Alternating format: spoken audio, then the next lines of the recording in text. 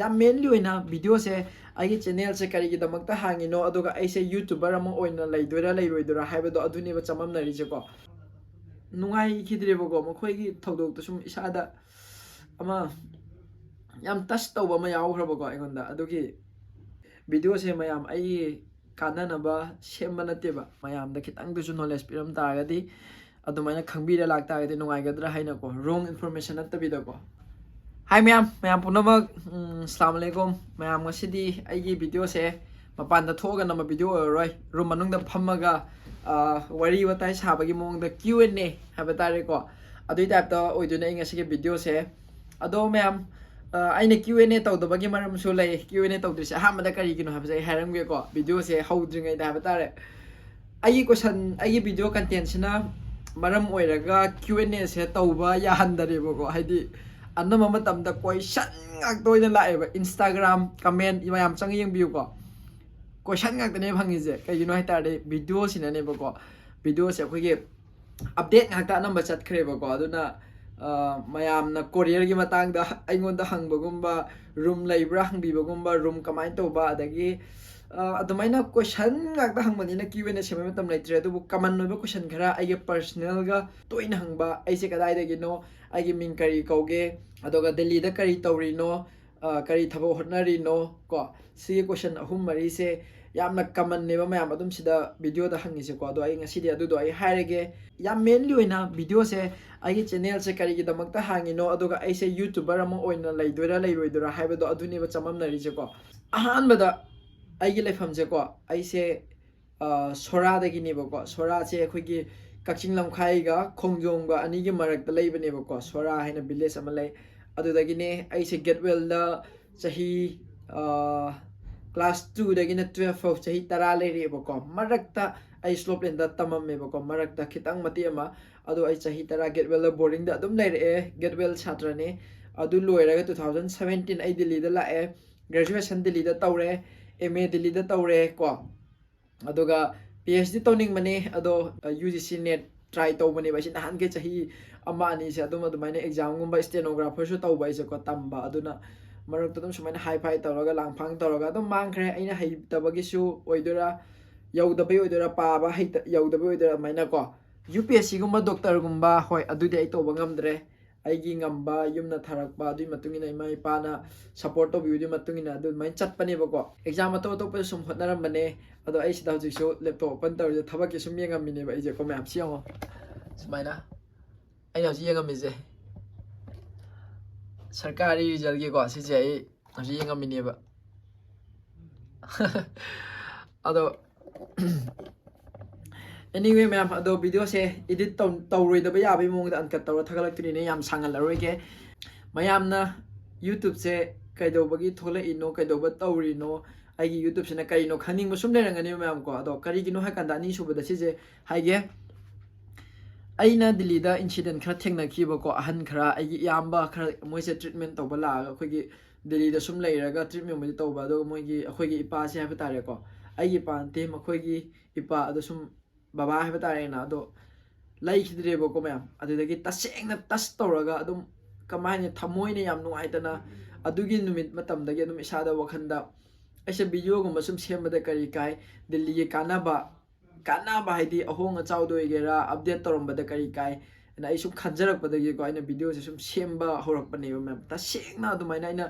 ꯁꯦꯝꯃꯒꯦ ꯈꯟꯅ ꯁꯦꯝꯈꯤꯕꯁꯦ ꯑꯗꯨꯅꯦꯕꯀꯣ ꯍꯥꯏꯗꯤ ꯅꯨꯡꯉꯥꯏꯈꯤꯗ꯭ꯔꯦꯕꯀꯣ ꯃꯈꯣꯏꯒꯤ ꯊꯧꯗꯣꯛꯇ ꯁꯨꯝ ꯏꯁꯥꯗ ꯑꯃ ꯌꯥꯝ ꯇꯁ ꯇꯧꯕ ꯑꯃ ꯌꯥꯎꯈ꯭ꯔꯕꯀꯣ ꯑꯩꯉꯣꯟꯗ ꯑꯗꯨꯅꯦ ꯃꯌꯥꯝ ꯍꯥꯏꯗꯤ ꯀꯩꯁꯨ ꯂꯩꯇꯦ ꯑꯇꯣꯞꯄꯗꯤꯀꯣ ꯍꯥꯏꯗꯤ ꯚꯤꯗꯤꯑꯣꯁꯦ ꯃꯌꯥꯝ ꯑꯩꯒꯤ ꯀꯥꯟꯅꯅꯕ ꯁꯦꯝꯕ ꯅꯠꯇꯦꯕ ꯍꯥꯏꯗꯤ ꯃꯈꯣꯏꯗ ꯊꯣꯛꯈꯤꯕ ꯑꯋꯥꯕꯗꯣ ꯑꯩꯅ ꯃꯌꯥꯝꯗ ꯊꯣꯛꯍꯟꯅꯤꯡꯗꯕ ꯍꯥꯏꯇꯥꯔꯦꯀꯣ ꯃꯌꯥꯝꯗ ꯈꯤꯇꯪꯗꯁꯨ ꯅꯣꯂꯦꯖ ꯄꯤꯔꯝ ꯇꯥꯔꯒꯗꯤ ꯑꯗꯨꯃꯥꯏꯅ ꯈꯪꯕꯤꯔ ꯂꯥꯛꯇꯥꯔꯒꯗꯤ ꯅꯨꯡꯉꯥꯏꯒꯗ꯭ꯔꯥ ꯍꯥꯏꯅꯀꯣ ꯔꯣꯡ ꯏꯟꯐꯣꯔꯃꯦꯁꯟ ꯅꯠꯇꯕꯤꯗꯀꯣ ꯑꯗꯨꯃꯥꯏꯅ ꯑꯩꯅ ꯚꯤꯗꯤꯑꯣꯁꯦ ꯃꯌꯥꯝ ꯁꯦꯝꯕ ꯍꯧꯕꯅꯦꯕꯀꯣ ꯑꯁꯦꯡꯕꯗꯤ ꯑꯗꯣ ꯀꯩꯁꯨ ꯂꯩꯇꯦ ꯃꯌꯥꯝ ꯑꯦꯝꯁꯀꯤ ꯂꯥꯌꯦꯡꯕꯅ ꯑꯅꯝꯕ ꯐꯣꯀꯁ ꯇꯧꯒꯦ ꯍꯥꯏꯔꯒꯁꯨ ꯑꯦꯝꯁꯀꯤ ꯚꯤꯗꯤꯑꯣ ꯌꯥꯎꯕꯅꯦ ꯑꯦꯄꯣꯏꯟꯃꯦꯟꯠ ꯇꯧꯕ ꯈꯣꯠꯄ ꯂꯥꯛꯄꯗ ꯀꯃꯥꯏꯅ ꯂꯥꯛꯀꯅꯤ ꯈꯣꯠꯀꯅꯤ ꯍꯥꯏꯕꯒꯤ ꯃꯇꯥꯡꯗꯣ ꯌꯦꯡꯕꯤꯌꯣ ꯁꯤꯗꯁꯨ ꯑꯩ ꯊꯣꯛꯍꯟꯒꯦꯀꯣ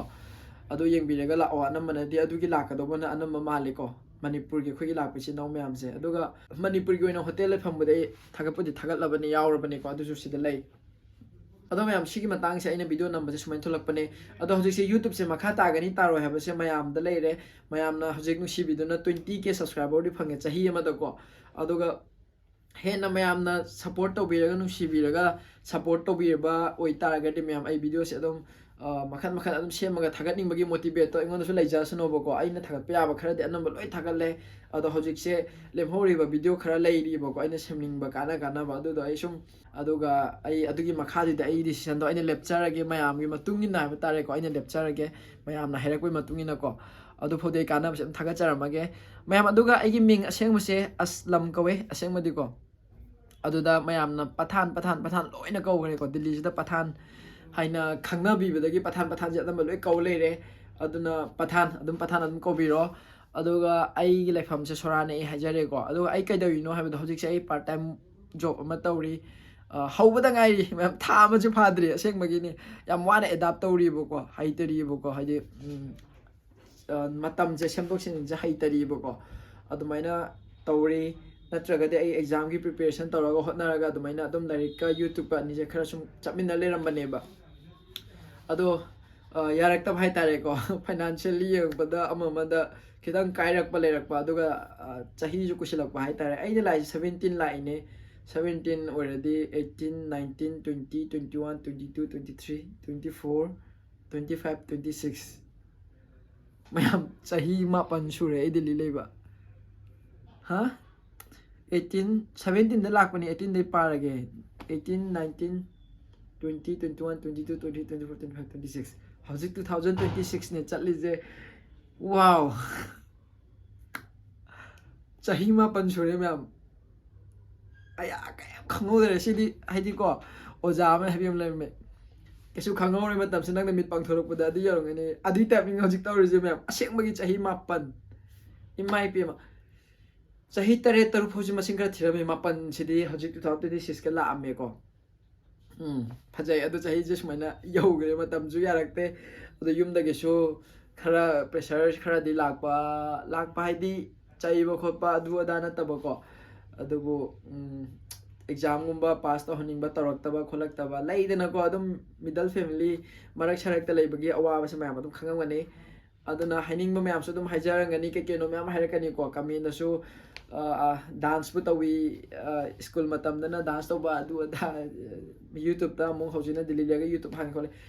kana ba information lobe ya la horo mayam ai ya haining ba do haijasno background da ai kesum haibi ba hadi mayam nei ta hairu bana tai kesum khambi bana te ko ai ba kham khara na sum leidana adumaina highway wani adubu aina kana ba pibi aba pirama ge kana ba lobe aba la horo mayam na video sidi ai goina lifestyle da mukbang da wari da adumaina semba na te ko ai nuai ba video semba na te ba aina mayam gi kana ba mayam na lak ba da dili da si ma khangora ga di ya ga do ba aduma video ata semba ne ado like subscribe support to biramo description da ai instagram gi link hapane mayam message se hoju khudak to budi hande bo ko do ba ina thabak halak pa pung ani matung do adu de ai message se soina phone pai ra khotla ga dum reply tak taramaga adumaina uiraga de do tumgi bini ba in tawri se ko ado message reply loi to bane instagram da haning ba sum hangbiro o paw dum phawna se adoga mayam semaning ba video du dum suggest to biro o sini mayam masigi video se ko yam sangalarage sida dum lo sinna ba tawrage ko an katam thagalabane kesu ka aro video se sida ge ko natradi atopa mayam se loina haile de id ngasi video se sungloi loroi ba kai gino haita de question ngak to oibane ba ai video comment se question ai comment se support se yawe aduga anamna di majority of them di question yo ne ba question ya as bro room gi matang da lupa kya no room single lupa kya lege double de kya lege bro aims ta lak pa se tam karan kan da slot phang doi no khot doi no delhi gi weather loi su bane aduna aina semi ba content ni matung ina mina su question hangi ni ba ko mayam aduna kaisu kaide adubu adu mayam dana tongana na theraga ai personal oina ko ai minga slum ne sora dagi ne ai delhi maharani bagh ta lai hoji so ko si haidriba male akhoi gi maharani bagh haina jamia side lajpat nagar lagi kha kaino toraga ashram maharani bagh khang mayam yobirangani maharani bagh ta lai hek juice ko na lekha changsi laga ko ado sida lei re mahani bak ta lei ko hajik se aduga kasu tawde professional work nate adum part time work oina office work tawri kari work na habdu sei ko na phajana sebake adugi so ko video se loina haidu se ba amada kitang di thamgi bo ko adumaina part time hauda ngai ri aduga chumaina lei ma'am punsi se adum nok pa hiduni ko no ga khara struggle nungai ni hingna bodum hotna ba hiduni ba tawdu se ko aduna thank you so much ma'am haju phodi 20k pho yausile chahi ama video se sum phajale ko losilage ma'am thank you so much video se losile ko video am sangdo khrani kana ba so oi dia marom da du musiraga like subscribe support to biramo adu khaktani ma'am adidi losile bye bye